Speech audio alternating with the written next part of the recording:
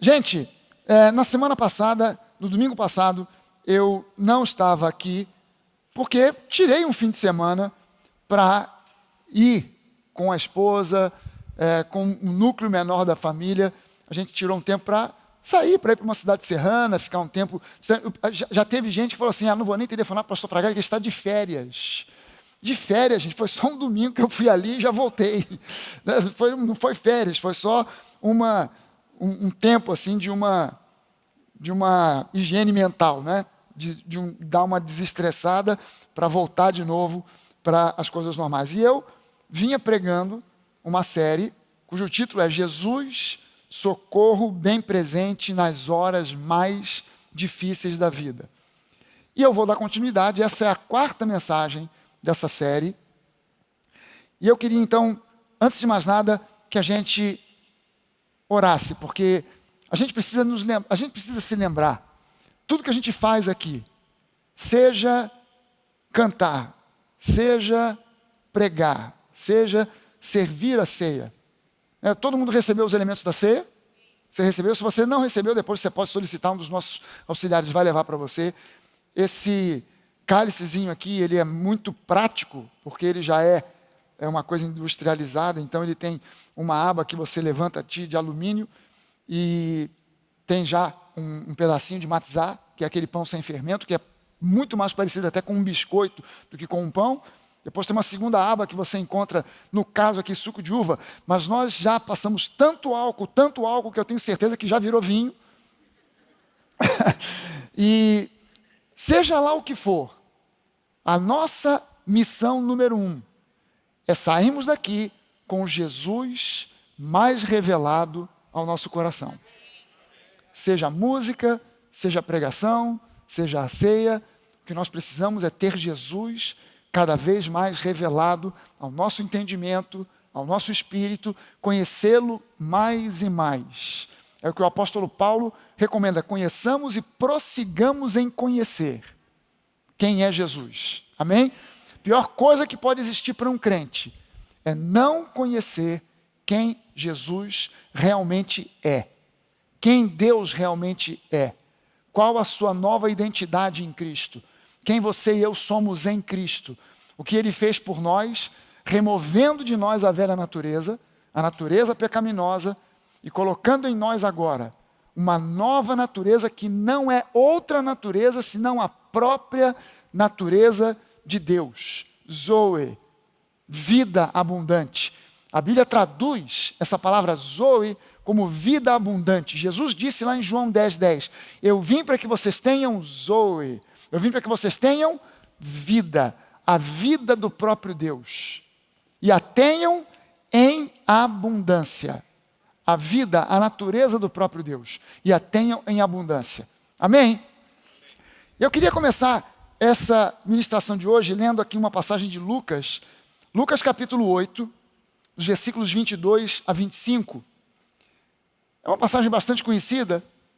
Lucas 8, 22 diz assim: certo dia, Jesus disse a seus discípulos: vamos para o outro lado do mar.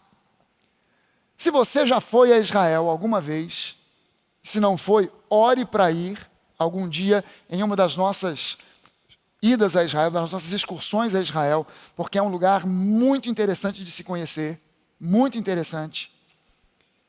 E, na verdade, isso que aqui é chamado muitas vezes na Bíblia de mar, na verdade é um lago, que é o lago da Galileia, chamado Mar da Galileia, ou Mar de Genezaré, ou também Mar de Quinerete.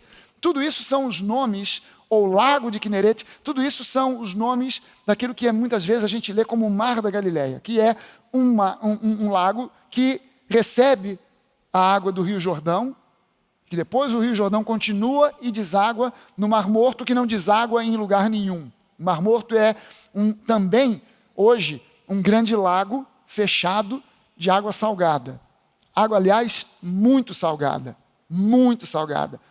E Jesus, olhando para o mar da Galileia, para o lago de Genezaré, ele disse para os discípulos: vamos para o outro lado do mar.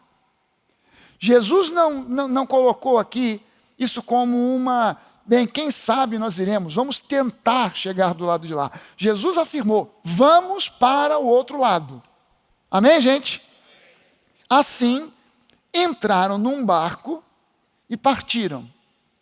Durante a travessia, Jesus caiu no sono. Logo, porém, veio sobre o mar uma forte tempestade. O barco começou a se encher de água, colocando-os em grande perigo. Não simplesmente, a Bíblia não diz aqui que aquela tempestade colocou aquele barco em perigo, o que já seria uma afirmação bastante assim, né? Caramba, colocou o barco em perigo. Mas diz aqui, colocou o barco em grande perigo, em um grande perigo. O versículo 24 diz que os discípulos foram então acordar Jesus, clamando, mestre, mestre, vamos morrer. Eu coloquei aqui para você ver que em Marcos, o evangelista Marcos registra aqui no capítulo 4, essa mesma passagem, mas ele já registra de um modo um pouco diferente. Aliás, o evangelho de Marcos, na verdade, é o testemunho do apóstolo Pedro. Marcos não conheceu Jesus. Marcos foi discípulo de Pedro. Marcos começou como um discípulo de Paulo, mas depois ele se tornou secretário de Pedro. As epístolas de Pedro, na verdade, foram redigidas por Marcos, João Marcos, que era sobrinho de Barnabé. E agora, Marcos aqui recebe de Pedro esse testemunho, e Pedro que foi testemunha ocular, por isso o evangelho de Marcos é um evangelho confiável, porque ele é o testemunho de alguém que viu, que vivenciou os fatos relatados por Marcos, que foi o apóstolo Pedro. E agora em Marcos, essa mesma passagem onde Lucas, que também não conheceu Jesus, mas que entrevistou testemunhas oculares como Pedro, Tiago, João, Maria, mãe de Jesus, foram pessoas que Lucas entrevistou para recolher os fatos, os testemunhos e organizá-los na forma de um evangelho.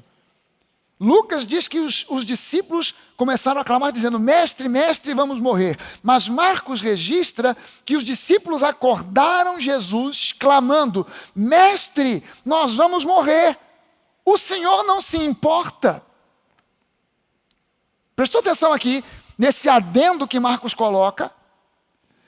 Lucas registra que os discípulos apenas acordaram Jesus, dizendo, Jesus, o barco vai afundar. Nós vamos morrer.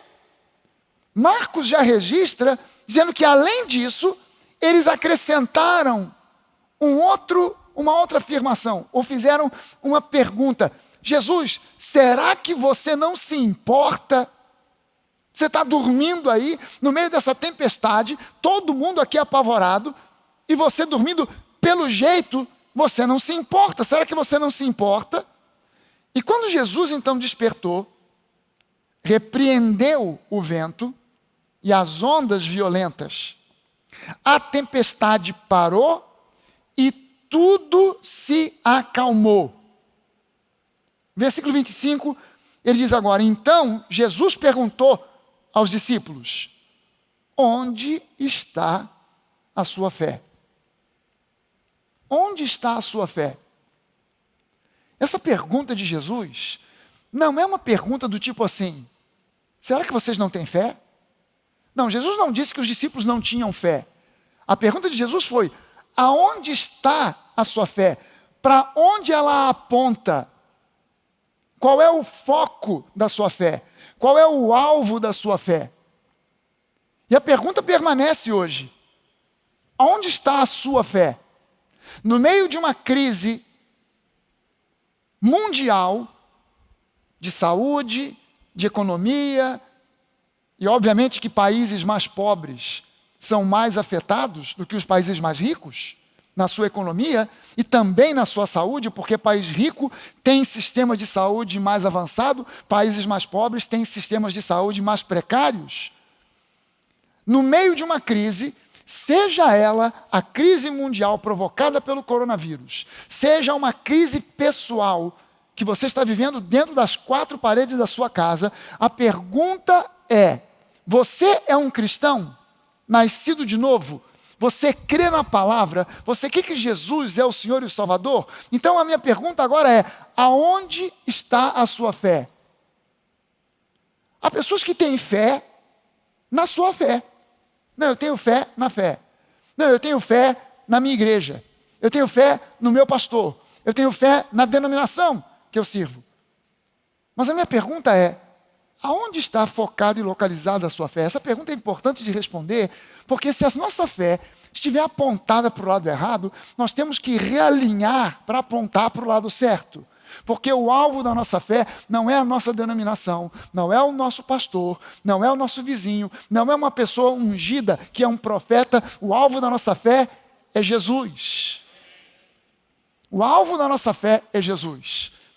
Tudo converge para Ele. E os discípulos, admirados e temerosos, diziam entre si: quem é este homem? Quando ele ordena, até os ventos e o mar lhe obedecem. Leve em consideração aqui o seguinte: na simbologia bíblica, mar tipifica o mundo e as suas confusões, o mundo e as suas tribulações. Em especial quando você vê na Bíblia falando sobre mar revolto, um mar com tempestades, um mar com ondas, aonde há pessoas de Deus, de repente navegando e sendo ameaçadas de afundar, de naufragar. Aonde você vê essa imagem, o mar revolto, o mar tempestuoso, ele aponta para o mundo e as suas tribulações. Barco na simbologia bíblica, frequentemente representa um lugar de proteção. Frequentemente, barco aponta para a igreja, para o reino de Deus. Noé e a sua família foram salvos de um mar de águas caóticas dentro de um grande barco. E aquele grande barco, ele aponta para Jesus, um lugar de proteção. Ele aponta para a igreja, um lugar de proteção. É isso que a igreja precisa ser. Um lugar de proteção. Um lugar de restauração. A igreja não pode ser um lugar de confusão. A igreja não pode ser um lugar de fofoca, de intriga, de disputa política. A igreja tem que ser um lugar de proteção, de edificação, de restauração. Amém? Um lugar de paz, de alegria, de comunhão, onde a gente desenvolve relacionamentos sadios que o mundo muitas vezes não consegue oferecer. Amém? Essa é a igreja. Por quê? Porque a igreja é esse barco que flutua nas águas de um mundo tumultuado, nas águas de um mundo completamente caótico, de um mundo que a Bíblia diz jaz no maligno. O mundo, ele apresenta muitas coisas para nós que aparentemente são muito legais e muito boas. Mas o mundo frequentemente nos decepciona. A igreja não poderia e não deveria jamais decepcionar, porque o mundo já decepciona. Amém? Sabe, tem uma piada que ilustra muito bem essa história. Um sujeito morreu e quando chegou do lado de lá, descobriu que ele podia escolher ir para o céu ou para o inferno. Veio um anjo e disse para ele: olha só, você vai escolher, você quer ficar no céu ou você quer ir para o inferno? O cara falou: rapaz, eu não sabia que podia escolher. Eu não sabia que estava disponível essa escolha. Mas como é que eu vou escolher isso? Ele falou: não, você vai fazer um estágio, um test drive. Você vai passar 24 horas no inferno e depois 24 horas no céu. E depois desse teste, você vai fazer a sua escolha. Onde você achar melhor, você vai fazer a sua escolha. Ele disse: poxa, que legal. Para onde eu vou primeiro? Vai para o inferno. E ele desceu, e quando ele chega lá embaixo, o que ele encontra? Uma festa. Uma festa. com as pessoas elegantemente vestidas, todo mundo bebendo, comendo, música tocando, música bombando, titum, titum, titum, titum, titum, titum. E ele entrou no meio da festa, mulheres lindas, homens elegantes, e veio o diabo para recebê-lo, vestido num fraque, cabelo engomado, e veio recebê-lo com tudo bem, seja bem-vindo ao inferno, você vai gostar muito daqui. E o cara entrou e passou 24 horas celebrando naquela festa, tum, titum, titum, titum, titum, titum. Depois de 24 horas, todo mundo se despediu, o inferno, os demônios, todo mundo tchau, tal. Ele voltou para o anjo, agora é a vez de você ir para o céu. 24 horas no céu. E ele chegou no céu, um silêncio danado. Nuvens brancas. Um céu azul. Anjinhos passando. Para lá, para cá. Um coral no fundo. Aleluia, aleluia. Ele passou 24 horas. O anjo chegou para ele e perguntou, e aí, decidiu? Ele falou, olha, seu anjo, me desculpe qualquer coisa, mas eu prefiro ir para o inferno. Aqui no céu está muito chato. Lá a coisa está mais agitada, mas gostei mais de lá. O anjo falou, bem, não pode voltar atrás, hein? Depois que foi, não tem volta. Não, eu já estou seguro dessa escolha, é nessa que eu vou.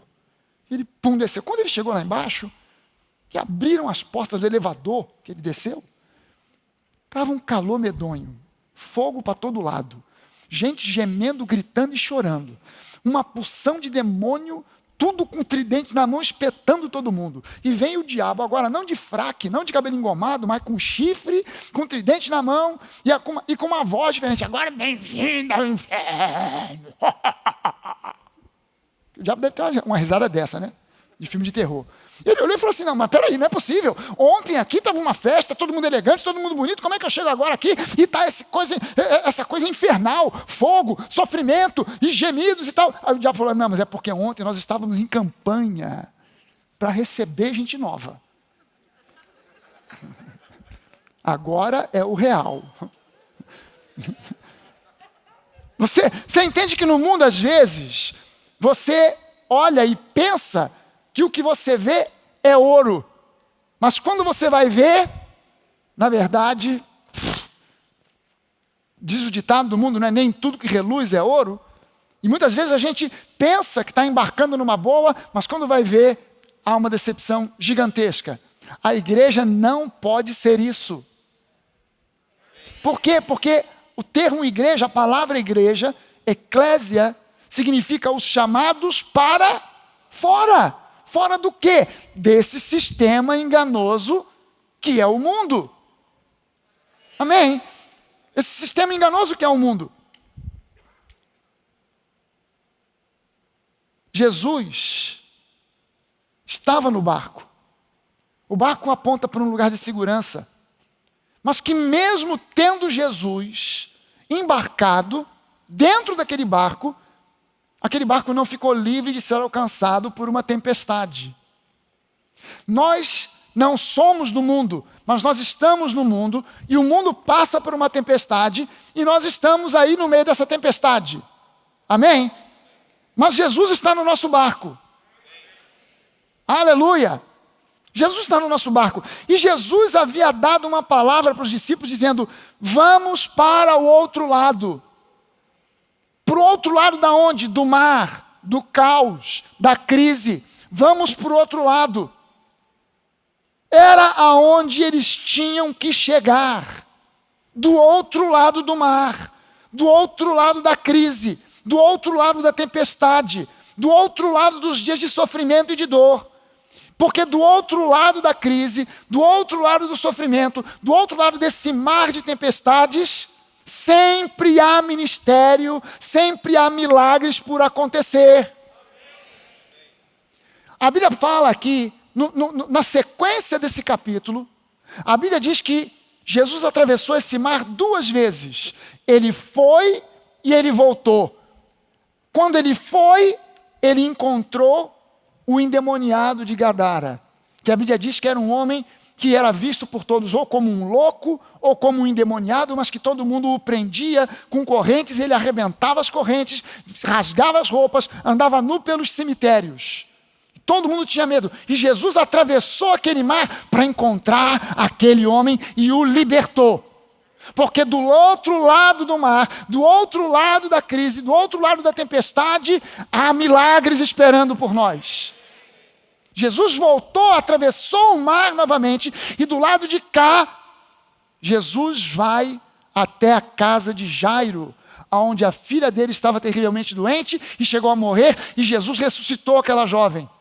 Quando Jesus atravessa novamente o mar, ele encontra no caminho para a casa de Jairo aquela mulher com um fluxo de sangue havia 12 anos. E aquela mulher que estava passando por aquele mar de tempestade há 12 anos foi curada. Porque do outro lado do mar sempre há milagres esperando por nós. Os discípulos sabiam que Jesus poderia fazer alguma coisa extraordinária no meio daquela tempestade. Mas os discípulos não conheciam Jesus o suficiente para saber que ele se importava com a vida de cada um deles. Jesus, você não se importa? Jesus, claro que Jesus se importa, mas no meio da crise, muita gente, por não conhecer Jesus, na sua revelação plena, na revelação da sua graça, do seu amor incondicional, muitas vezes param e perguntam como os discípulos: Jesus, será que você não se importa? Será que você não está vendo aqui o sufoco que eu estou passando com esse problema na área financeira, na área emocional, na área de saúde? Jesus, você não se importa?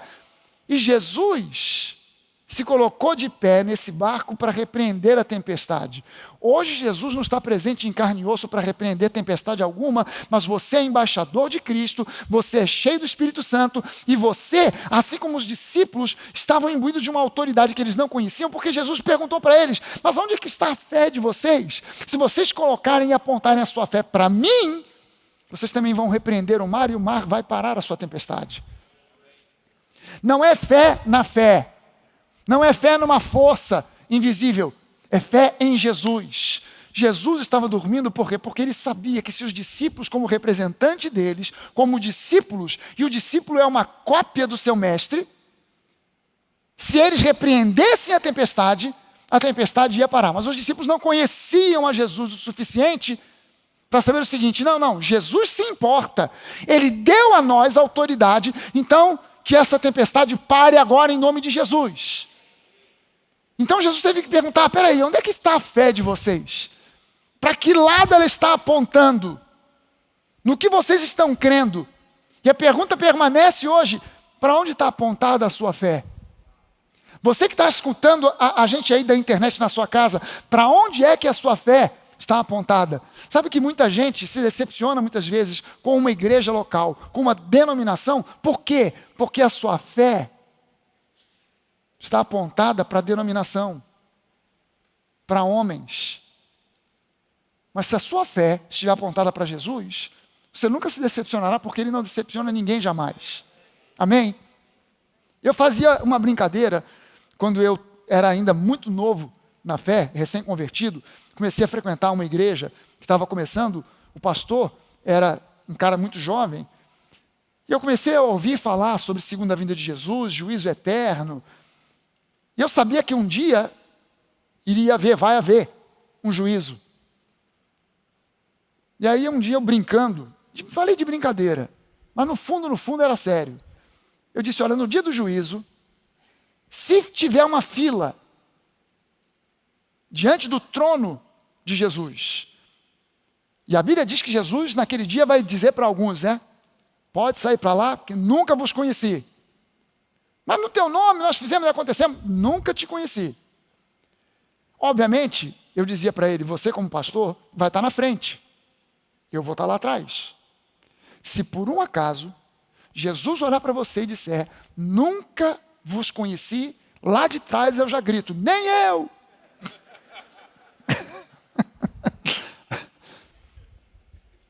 Porque eu já tinha tomado uma decisão no meu coração. Homens podem falhar, pastores podem errar, mas Jesus não falha jamais. Amém?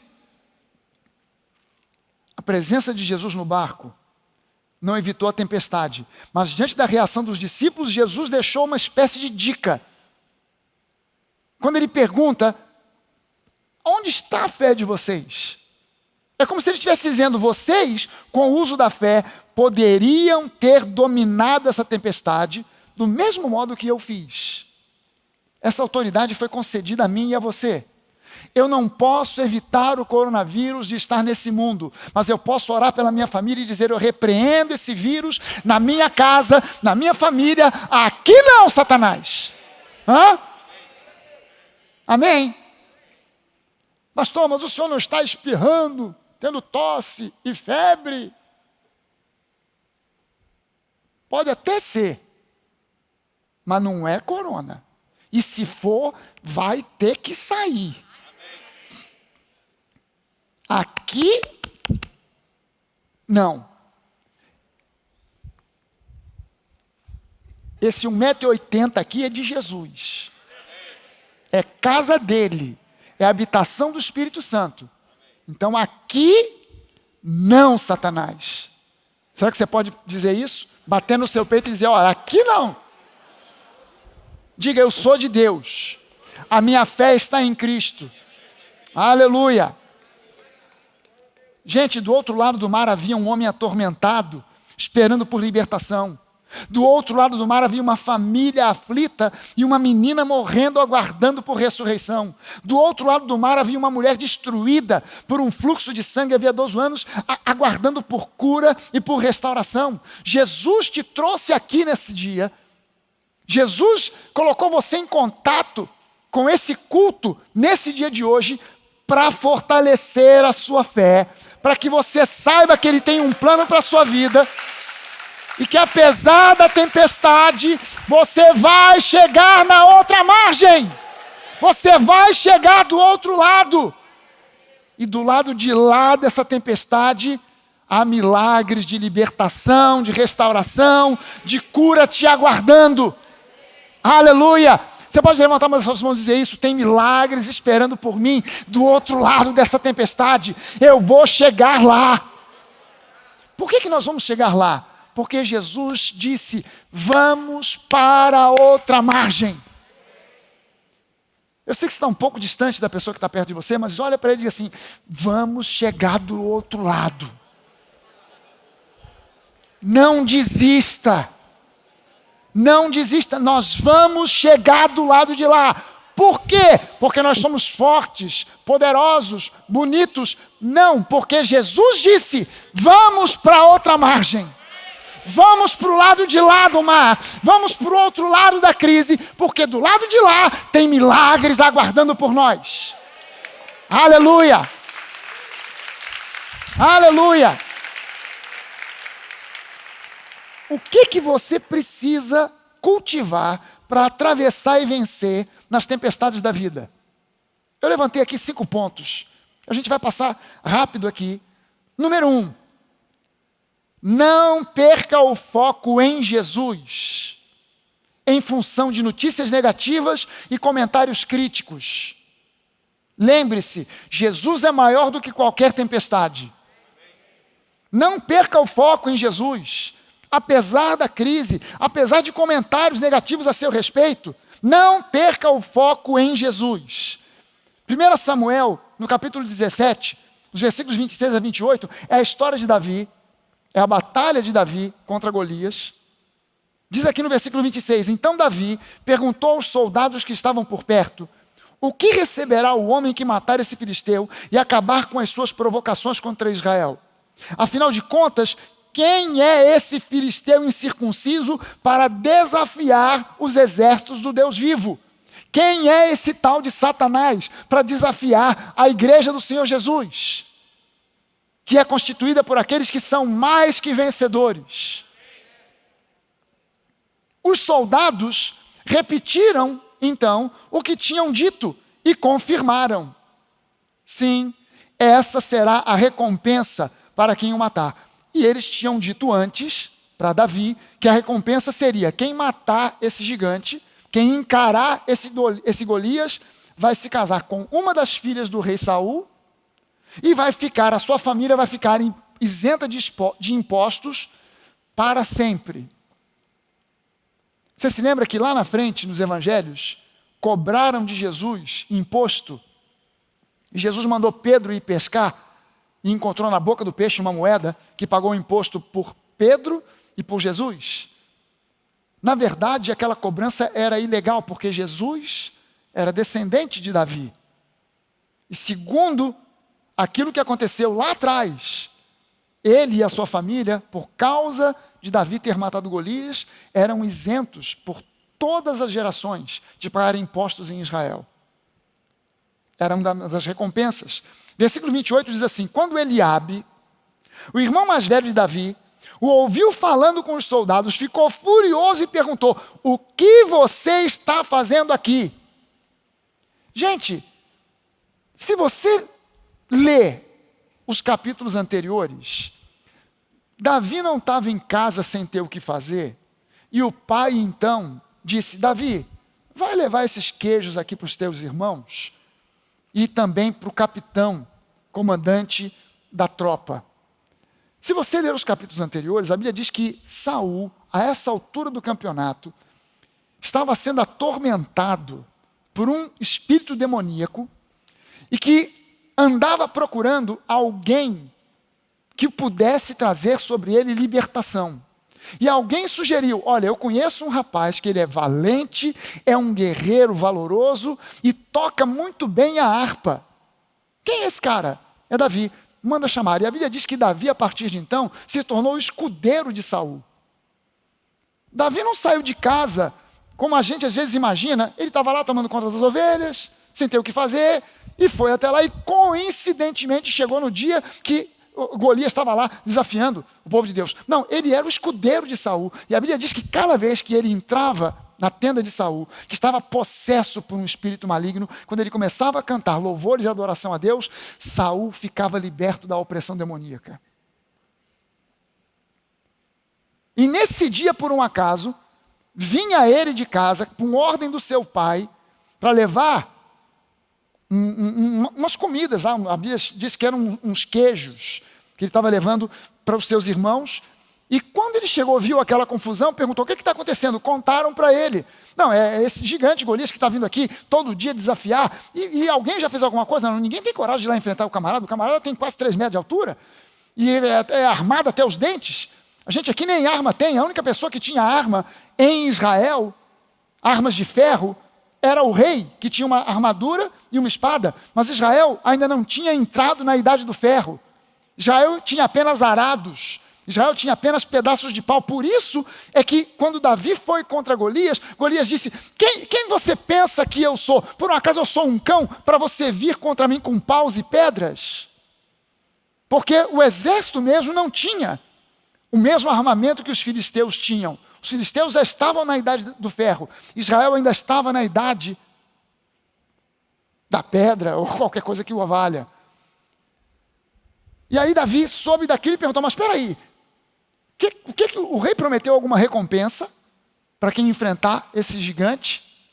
Disse: olha, tem uma recompensa, vai casar com a filha do rei e vai ficar isento de impostos, a família vai ficar isenta de impostos por todas as gerações.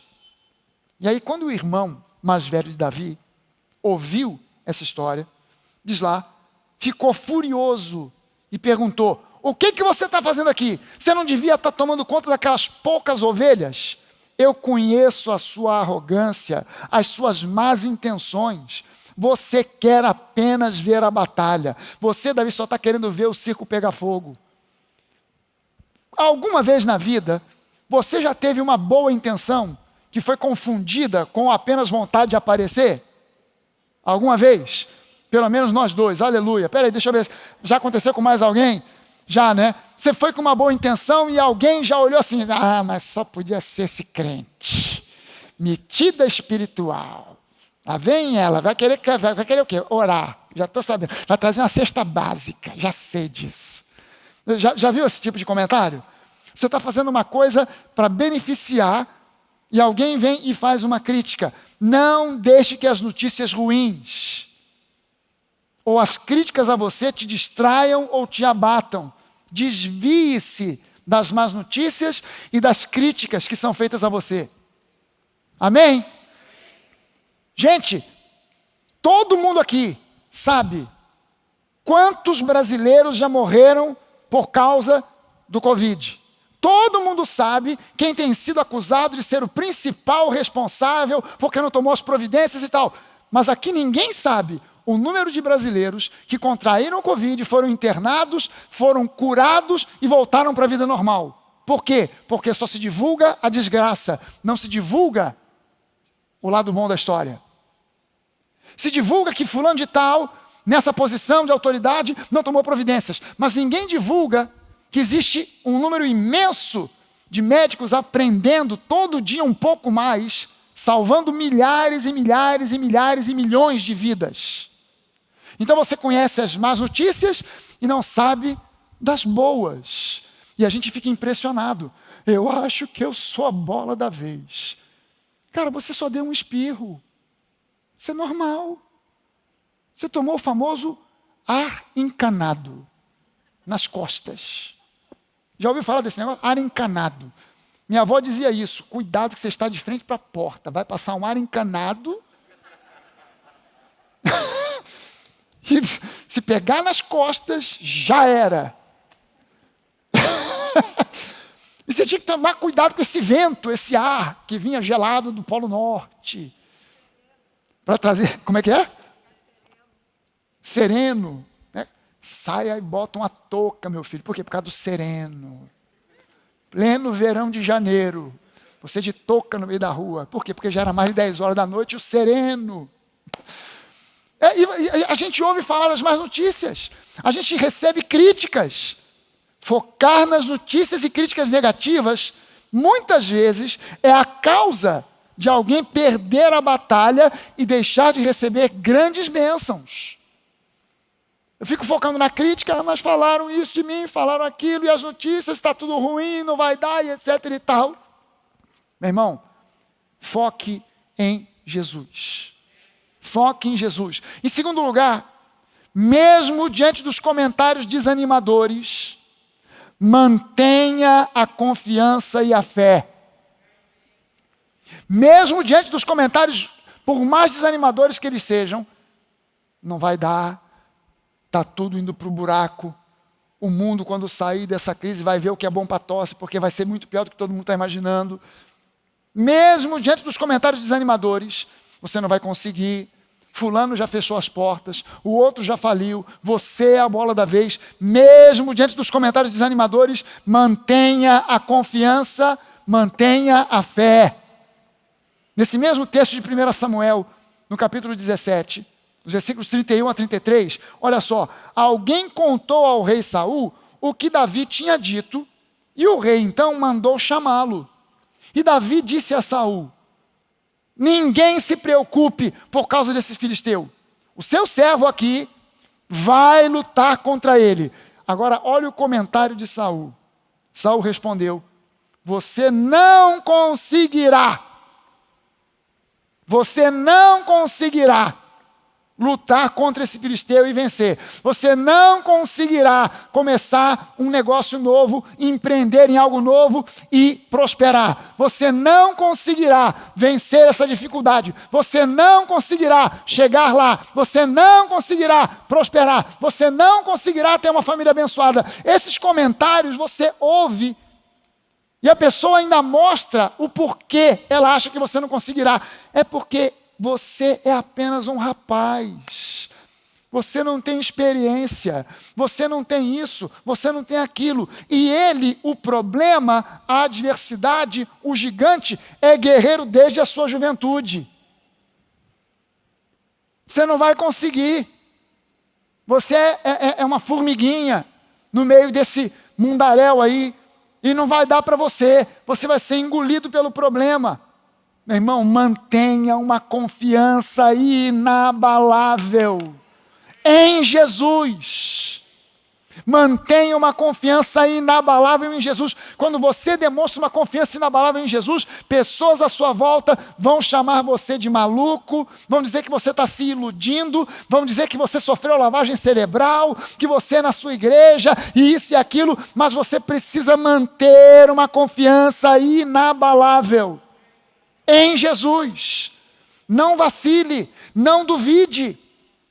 Tiago, o apóstolo Tiago, na sua epístola, no capítulo 1, no versículo 6, ele diz: você está precisando de sabedoria?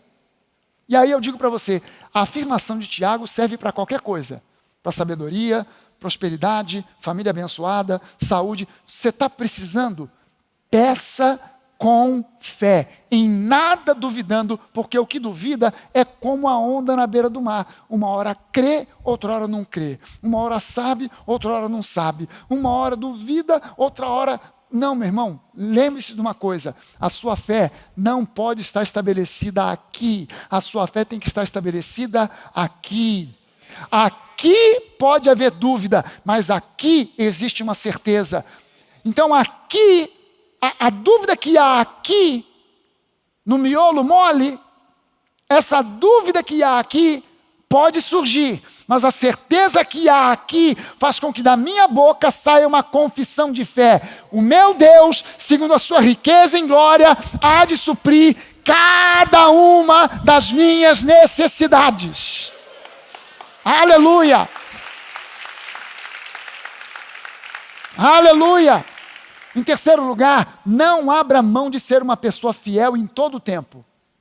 Não abra mão da sua fidelidade. Não abra mão de ser uma pessoa fiel em todo o tempo, não importa o tamanho da crise. Demonstre fidelidade nas pequenas coisas. Sabe, em Mateus 25, no versículo 21, Jesus disse o seguinte: se você for fiel no pouco, eu vou te colocar sobre o muito. Jesus não está dizendo, seja fiel no muito, porque aí a gente, fiel no pouco, qualquer um consegue. Quero ver você ser fiel no muito. Não, não, Jesus disse, seja fiel no pouco, e sobre o muito eu vou te colocar. A fidelidade não começa quando você se torna milionário. A fidelidade começa quando você ainda está no perrengue. Sabe o que é perrengue, não sabe? Todo mundo conhece essa palavra?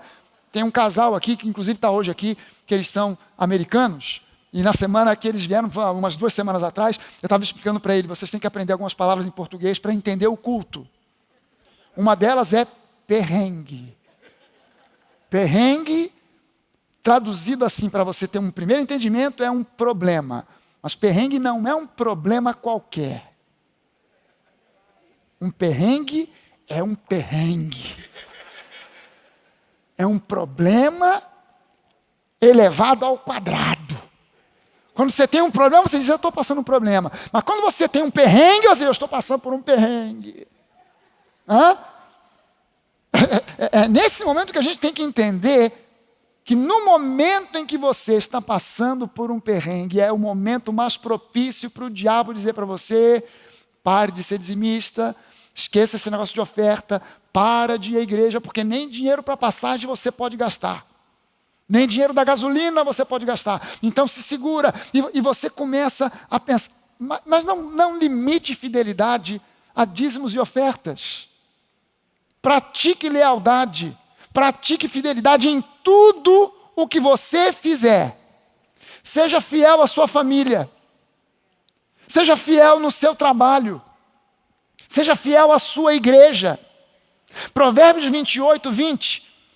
Não está projetado ali, mas anota se você está tomando nota. Você que está em casa assistindo pela internet, você que tem mais acesso aí, porque aqui quem trouxe papel e lápis trouxe, quem não trouxe só tem que decorar. Mas você que está em casa, tem acesso a papel e lápis, grava aí a nota, Provérbios 28, 20. Diz o seguinte, o homem fiel será acumulado de bênçãos.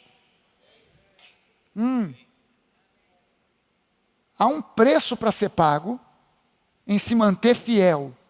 Mas o homem fiel, a mulher fiel, a pessoa fiel é acumulada de bênçãos. Em quarto lugar, não abra mão de ser um abençoador. Não abra mão de ser um abençoador. independente do tamanho da crise que você possa estar enfrentando. Não abra mão de ser um abençoador.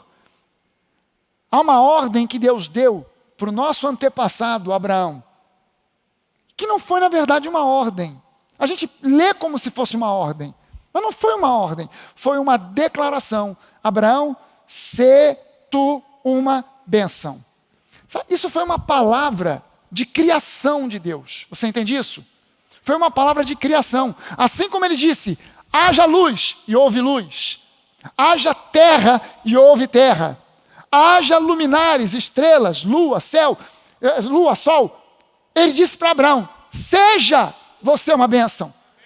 Isso está sobre a sua vida. Não é uma possibilidade, é uma declaração criativa. Seja você uma bênção. Puf! Fui transformado. Não é que eu tenho que fazer força para ser uma bênção. Deus fez de mim um abençoador. Porque Ele olhou para mim através de Abraão e disse, seja uma bênção. Puf! É como filme da Cinderela. A fada madrinha olhou para uma abóbora e disse, seja uma carruagem. Olhou para uma meia dúzia de ratos e disse, sejam cavalos de raça. E puf! O rato virou cavalo, a abóbora virou carruagem. E Deus disse para você e para mim, seja você uma bênção. Puf, nós nos tornamos uma bênção. Eu só preciso agora exercitar a minha fé e não abrir mão de ser um abençoador, apesar da crise, por maior que ela seja. Romanos 12, eu vou ler para você aqui alguns versículos de 9 a 18. Olha só o que Paulo está dizendo para a igreja de Roma. Amem as pessoas sem fingimento. Odeiem tudo o que é mal. Apeguem-se firmemente ao que é bom.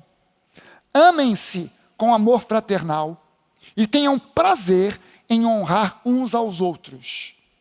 Jamais sejam preguiçosos, mas trabalhem com dedicação e sirvam ao Senhor com entusiasmo. Alegrem-se em nossa esperança. Sejam pacientes nas dificuldades e não parem de orar. Quando membros do povo santo passarem por necessidade, ajudem com prontidão. Estejam sempre dispostos a praticar hospitalidade. Abençoem aqueles que os perseguem. Não os amaldiçoem, mas orem para que Deus os abençoe. Alegrem-se com os que se alegram e chorem com os que choram. Vivam em harmonia uns com os outros. Não sejam orgulhosos, mas tenham amizade com gente de condição humilde. E não pensem que vocês sabem tudo. Nunca paguem o mal com o mal. Pensem sempre em fazer o que é melhor aos olhos de tudo. E no que depender de vocês, vivam em paz com todos. Paulo falou aqui, nessa montoeira de versículos, aquilo o que Deus disse em uma pequena frase: sê tu uma bênção. Paulo botou aqui agora a prática daquilo que Deus disse para Abraão. No que depender de você, ande em paz com todo mundo. Tem alguém passando necessidade, seja uma bênção. Abençoe. Pastor, mas eu estou com tão pouco. Pois é, mas quem é fiel no pouco vai ser colocado sobre o muito. Pastor, mas é muito pouco. Pois é, mas o pouco que você tem é semente. E quando você abençoa alguém, você está semeando na vida de alguém. Amém? Às vezes a gente acha que não tem condição de abençoar. Eu uma vez saí com o pastor Hélio. Então, todo mundo conhece aqui o pastor Hélio, lá da Academia da Fé? Pastor Helinho? Quem é que não conhece? Tá, então depois você entra na internet e procura lá, Academia da Fé. Você vai conhecer. É uma igreja com a irmã, amiga nossa, ele é casado com uma irmã da Denise. Então, quer dizer, entrou na minha família, não teve jeito, eu tenho que aturar o cara desde a época da faculdade, né? Não tem jeito, não tem como correr dele. Eu corro, ele vem atrás. E aí um dia, ele precisou de levar um carro, ele tinha um Citroën. Gente, Citroën é um carro que, eu já tive um Citroën, Xara, que carro maravilhoso. Que carro fantástico. Fiquei com uma dor danada quando eu vendi aquele carro. Fiquei com pena, chorei quando o carro foi embora. Deus. Mas vou te contar, o carrinho caro para conservar. E ele tinha um Citroën, levou na oficina aqui, na Avenida das Américas, lá pro lado do Cebolão. Ele levou lá e eu fui junto. E na ida, Deus falou ao meu coração. Quando nós chegamos lá, o sujeito veio trazer o orçamento. E Deus falou comigo assim: paga isso aí para ele. Eu disse para Deus: é ruim, hein? É ruim. Para quê? Ele não está duro, não está passando por necessidade. E Deus questionou comigo assim: mas quem é que disse que eu inspiro você para abençoar alguém só quando a pessoa está passando por um perrengue? Quem foi que disse isso? Eu estou convidando você para semear na vida dele, para que você depois tenha uma colheita abundante. E eu disse: ok, Senhor, me convenceu. Puxei o talão de cheque. Com dor no coração, pedindo desconto, relutando, pensando em escrever um número e depois escrever errado para o cheque voltar, né? Tem aquela discrepância, botar uma assinatura falsa, que é para o cheque voltar, mas eu segui a instrução de Deus: seja você uma bênção.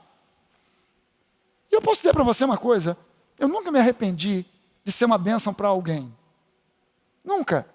Porque todas as vezes que eu abençoo alguém, de alguma forma, Deus me abençoa. Se tem uma pessoa que gosta de dar roupas e coisas para o Nova Off, tênis na minha mão, gente, dura, sapato na minha mão, não sei porquê, dura pra caramba. Dura, eu uso, o bichinho não gasta. Quando eu boto no Nova Off, tá novo. Eu boto lá. Aí às vezes a pessoa pergunta assim: mas tu tem certeza que vai botar esse tênis tão novo, essa camisa tão nova, essa calça tão nova no Nova Off? Cara, eu não tenho espaço no armário, eu tenho que me livrar desse negócio. Porque quanto mais eu dou, mais Deus me abençoa. Eu ganho camisa de presente, eu ganho tênis de presente, eu ganho calça de presente. E eu estou falando para o pessoal: gente, para, inventa outro presente. Em vez de me dar presente, me dá o dinheiro. Mas todas as vezes que eu semeio, eu sempre vejo Deus trazendo a bênção. Em quinto lugar, seja forte e corajoso. Seja forte e corajoso. Sabe, Deus disse isso para Josué: Josué, seja forte e corajoso. Você vai ter que encarar uma parada dura para entrar em Canaã. A terra é de vocês, mas tem muitos inimigos. E não é o meu Espírito Santo que vai expulsá-los de lá. É você com esse povo, ungidos pelo meu Espírito, capacitados pelo meu Espírito. Eu irei à frente, meu irmão. Deus vai à frente. Deus vai à frente. Seja forte e corajoso. Aqui em 1 Samuel 17, nos versículos 34 a 36, Davi, porém, insistiu: eu tomo conta das ovelhas do meu pai, e quando um leão ou um urso aparece para levar um cordeiro do rebanho, eu vou atrás dele com o meu cajado e tiro o cordeiro da sua boca. Se o animal me ataca, eu o seguro pela mandíbula e dou golpes nele com o cajado até ele morrer. Eu fiz isso com o leão e com o urso, e farei o mesmo com esse filisteu incircunciso, pois ele desafiou os exércitos do Deus vivo. Meu irmão, é preciso coragem e iniciativa para enfrentar o seu inimigo. Você precisa de coragem e de iniciativa. Não cruze os braços e fique quieto, aguardando a tempestade passar. Não assuma essa posição passiva. Não, vamos ficar quietinho que vai passar. Não assuma essa posição de passividade. Seja fortalecido no Senhor e na força do seu poder. É uma oração que Paulo fez por nós, a igreja, lá em Efésios 6, 10. Seja fortalecido no Senhor e na força do seu poder. Não dê lugar ao medo.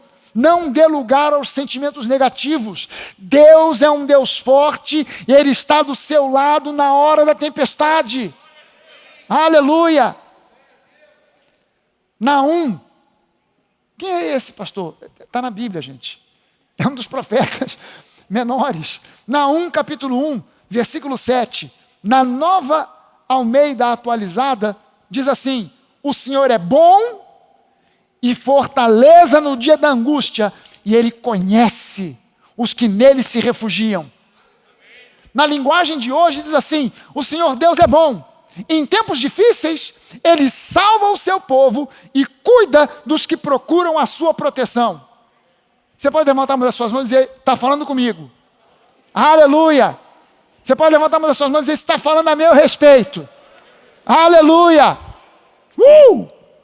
Em sexto lugar e último lugar, relembre as vitórias do passado e celebre as vitórias do futuro. Relembre o que Deus já fez e celebre por aquilo que Ele ainda fará.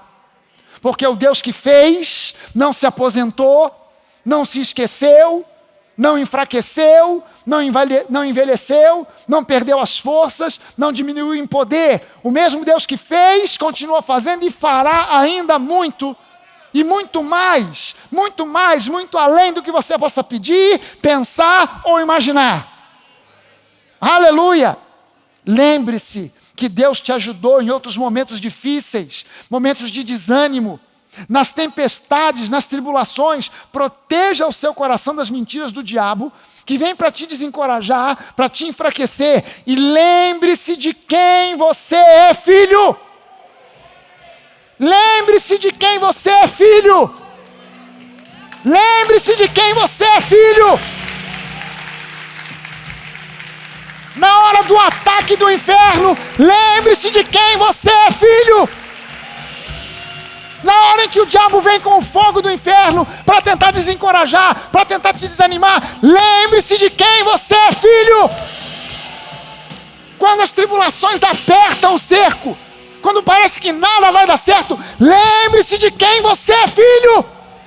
Quando tudo parece que vai desabar e nada mais vai dar certo, lembre-se de quem você é filho. Lembre-se de quem você é filho. Você não é um mané solto pelo mundo. Você é filho do Deus Altíssimo, o Criador do universo, o Senhor dos senhores. Deus já te ajudou. Não vai ser agora que Ele vai te abandonar no meio do caminho. Gálatas 3, no versículo 7, Paulo diz assim para a igreja: saibam, portanto, que os que têm fé é que são filhos de Abraão.